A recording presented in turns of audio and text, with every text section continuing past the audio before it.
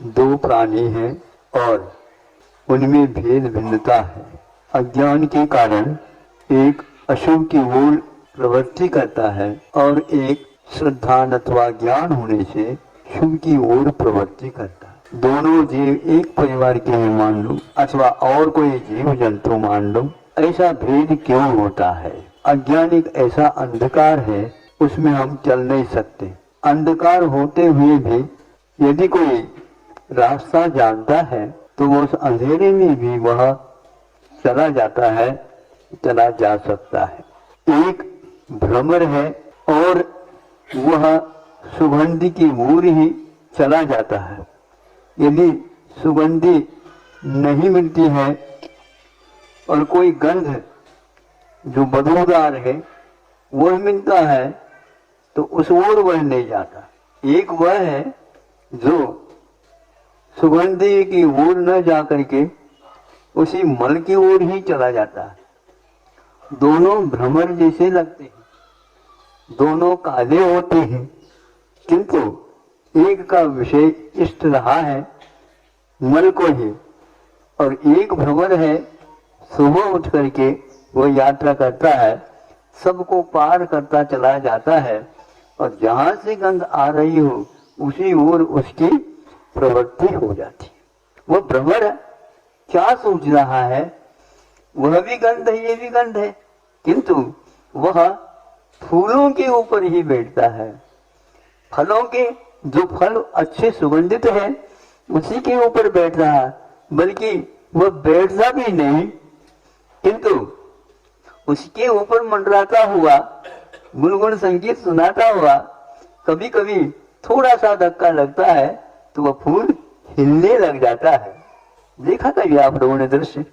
बहुत सारे नाटक तो देखते हो आप लोग। इस प्रकार के विषय को यदि हम विषय बनाते हैं, है तो वह चौरेंद्रिय, भ्रमर भी चौरेंद्रिय है और वह भी चौरेंद्रिय है, किंतु एक की वृत्ति इस प्रकार सुगंधि की ओर चला जाता। अच्छाई और बुराई ये दोनों दुनिया में भरी हुई है, उनके बीच में रह करके भी वह उनको त्याग देता है जिनसे हमारा अनिष्ट होता है, जिनसे हमारा प्रयोजन सिद्ध नहीं होता है।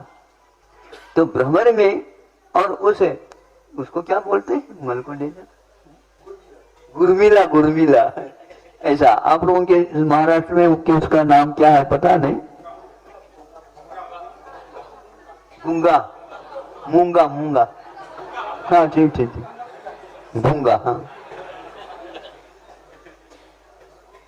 चलते तो ऐसे ही, लेकिन वह बार बार उस गोली को वह छूट जाता है तो पुनः उसको पकड़ लेता है, पुनः ले जाता है। गोबर की तीन इंद्रिय चौरेंद्रिय होते हैं, पंख भी होते हैं इनको, तो इनको प्रशिक्षण कहां से मिला है ये हमें सोचना है। कई लोग शिक्षा की बात करते हैं, सुन रहे हो आप लोग? सुन रहे हैं? कैसे सुन रहे हैं? कानों से, एक कान से सुन करके एक कान से छोड़ रहे हैं। एक कान में आवाज आती है, दूसरे कान में भी आ जाती है। उसको केवल सुनना नहीं, किंतु उसको अपने जीवन में उतारना है। तो मैं ये सोचता हूं इन दोनों उन कीड़ों में ये शिक्षण कहां से मिला है? पूर्व जीवन में जो किए थे उन कर्मों के कारण यह पर्याय मिली है, किंतु पूर्व में कुछ अच्छा भी किया होगा जो विकास हो रहा उसका। आप लोग विकास नहीं, विकसित होकर के यहाँ पर आए हो मनुष्य पर्याय में। आपने क्या किया? अरे उन्होंने क्या किया, उन्होंने दुकान भी नहीं खोली, वो भी नहीं किया, उन्होंने खेती बाड़ी भी नहीं की, उन्होंने वो भी नहीं किया, आदि आदि दूसरे के लिए जो आप पूछते हो, यही मात्र जीवन के लक्ष्य नहीं हुआ करते। कल नहीं परसों बताया था चक्रवर्ती कभी दुकान नहीं खोलता, लेकिन जो दुकान खोलते हैं वही वो कैसे खोले हैं इसको भी देखता रहता है, अथवा व्यक्तियों को लगा देता है ये कैसे कर रहे हैं देख लो, नहीं तो लूट कर नहीं तो गड़बड़ हो जाएगा। प्रजा का हित जो है लूट खसोट के साथ नहीं हो सकता, इस प्रकार वह उसको देखता रहता है। इस फिर भी उनके लिए मौलिक वस्तुओं का लाभ चढ़ावा के रूप में आ जाता है। हे राजन, ये आपके लिए है, मैं इसका पात्र नहीं हूं, इसलिए ये आपके लिए ही अर्पित है। वह उसको हाथ से छूता तक नहीं है और वह इशारा करता है अथवा पहले से ही रहते हैं तैयार, वो उसको राजकोष में भर देते हैं। और राजकोष कितना है, क्या है, ये पूछता है, ये काम करना है, जो दिए गए थे गृहस्थों के माध्यम से वही सारी सारी चीज और उसमें डाल करके वह प्रजा के हित में कार्य करता है। यह प्रशिक्षण होगा, किंतु उन्होंने अपने इस जीवन में कोई प्रशिक्षण लिया नहीं, लेकिन गत जीवन में उन्होंने ऐसे कार्य किए, सम्यक दर्शन शुद्धा संसार से ये भोग निर्विन्ना। सम्यक दर्शन से जो युक्त होता है वो संसार से, भोगों से और इस शरीर से निर्विन्न होते हैं। वहां पर कोई उनको इस रुचि पूर्वक नहीं देखते, क्योंकि ये तो अनंत कालीन रीत है। अनंत काल से हम ये करते ही आ रहे हैं, इसलिए छोटे छोटे कीड़े भी रहते हैं, उनमें भी विकास हो रहा होता है। और विकास करते हुए अथवा एक साथ, आपने सुना होगा चक्रवर्ती के पुत्र कितने थे, 923 थे, किंतु वह निगोद से आए थे। अब वो लोग, एक तो निगोद से कहां से प्रशिक्षण लिया था उसने, भावों के माध्यम से ये सब होता है। वो भाव क्या है, बहुत आरंभ और बहुत परिग्रह, ये नरक के लिए कारण होता है। तो उन्होंने बहुत आरंभ बहुत परिग्रह की इच्छा न करते हुए संतोष धारण किया होगा, तो निगोद में कैसा संतोष, आप लोगों को यह समझ में नहीं आएगा। किंतु गर्भस्थ शिशु में भी यह विवेक जागृत होता रहता है। विवेक से, ये समझने से या शास्त्रों के अध्ययन करने से, गुरुओं से सुनने से ये सब कुछ ज्ञात होता है भावों के माध्यम से। और भाव पुरुषार्थ पूर्वक बुद्धि पूर्वक होते ऐसा भी नहीं, कर्मों के उदय में संवेदन चलता रहता है। कर्म फल चेतना, इसको शास्त्रों में कहा है, कर्मों के हृदय में उनके फलों की संवेदना अनुभूति होती है। उसके कारण ये परिणाम होकर के सीधे निगोद से यहाँ तक आता है। तो उसके अनुसार ही उनको विषय भी मिलते हैं। तो विषय मिलते तो कैसे मिलते हैं, तो यह एक गोबर में जाने वाला और एक सुगंधी को ढूंढने वाला उपवास कर सकता है वो, किंतु गोबर के उस भेड़ के ऊपर वह भ्रमर नहीं बैठेगा, समझे। हाँ, ये विवेक हो गया। किंतु यह घुंघरू घूरीला क्या करता है, वो कहीं भी चले जा। इसलिए छोटी उम्र में भी कुछ लोगों को ऐसा भाव जागृत होता है, वह 80 साल को भी नहीं हो पाता। अब 80 साल वाला सोचेगा महाराज जी हमारी आलोचना करें, आलोचना नहीं कर रहे हैं, क्योंकि वह 8 साल का है, फिर भी वह इस वो आता है। और आप यदि मान लो 80 साल के भी हो गए, 10 गुना ज्यादा है, फिर भी वह विवेक का नेत्र नहीं खुला।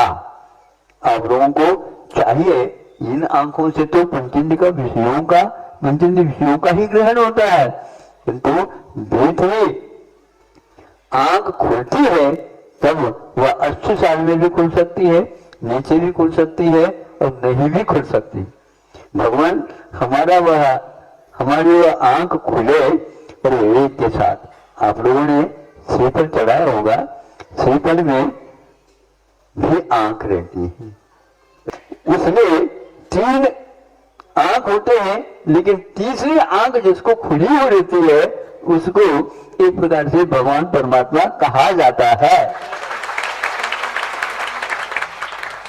तो आपको 2 आंख थे भाई, अब तीसरी आंख के ऊपर भी चश्मा लगाना चाहिए।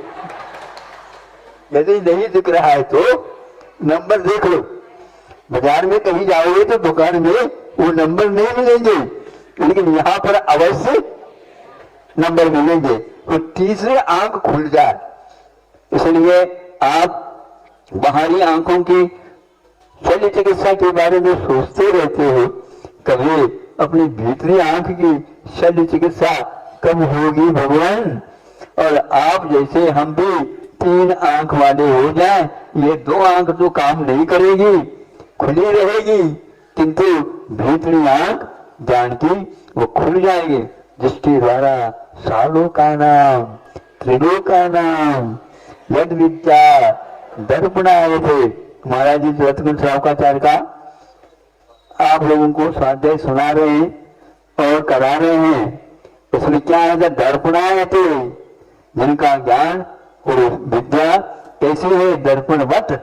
दर्पण में जो सामने वस्तु रखी जाती है वो सब झलक जाती है, किंतु दर्पण को न खुशी होती है और न ही विषाद द्वेष होता है। ये जो हमारे साफ सुथरा मुंह हो और इसमें ये झलक रहे, नहीं, उसका कोई प्रभाव उनको नहीं पड़ता है। न हर्ष होता है, न विषाद होता है, न राग होता है, न द्वेष होता है। ये राजा आ जाओ, किसी के प्रति आकर्षण नहीं, है तुम यहाँ से चले जाओ, कोई भी मतलब नहीं। कैसा जीवन होगा उनका? रात दिन, और न भोजन होता है, न और कोई चीज की आवश्यकता पड़ती है। स्वस्थ रहते हैं, निश्चिंत रहते हैं, रात और दिन उनका कोई भी मूल्य नहीं रहता है। ऐसा वह विवेक ज्ञान है। सबको इस प्रकार की आंख मिले, ऐसी भावना आप करते हो, तो भी उसके द्वारा अपना कल्याण कर रहे होते हो। दूसरे को भी आंख मिले, भगवान दूसरे की आंख फूट जाए, नहीं समझे, और हमारी आंख अच्छी काम करे और उसको हाथ पकड़ के ले जाओ, चलो चलो हम चला देते। अरे भाव ये रखो, इसकी आंख अच्छी हो जाए, और अपनी अच्छी हो तो दूसरे की हो जाए, भाव ना करे। हमारी नहीं भी हो रही है भगवान, तो भी सबको आंखें मिले। ऐसे भावों को करने से अपना भी विकास होता है और अपने विकसित जीवन को देख करके दूसरे को भी विकसित होने का सौभाग्य प्राप्त होता है। इस भावों के साथ ये सोचो कि हमारा अभी कितना शेष रहा है। शेष निशेष भी हो सकता है, किंतु पुरुषार्थ जागरण होना चाहिए।